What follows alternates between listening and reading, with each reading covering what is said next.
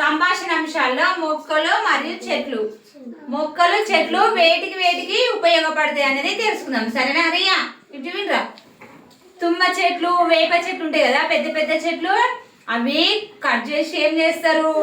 ఇది చూడండి, మంచాలు చేస్తారు, డోర్స్ తలుపులు చేస్తారు.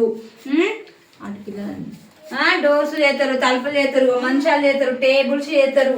అర్థమైందా? ఇంకా కొన్ని చెట్లతోటి బట్టలు వస్తాయి. బట్టలు మొక్కలు అంటే పత్తి ఉంటుందా? పత్తి తెల్ల ఉంటుంది చూడరా. ఆ పత్తితోటి మనకు బట్టలు తయారైతాయి. మళ్ళీ ఇంకా కొన్ని మొక్కలు చెట్ల ద్వారా మెడిసిన్ అంటే మందులు. మా జ్వరం వస్తే, తలకాయ నొత్తే, కడుపు నొత్తే మనం ఏం వేసుకుంటాం రా? గోళీలు వేసుకుంటాం కదా. మెడిసిన్, సిరప్, టానిక్ తాగుతాం కదా. అవి కూడా మొక్కల నుండి చెట్ల నుండి తయారవుతాయి. అర్థమైందా? ఓకేనా?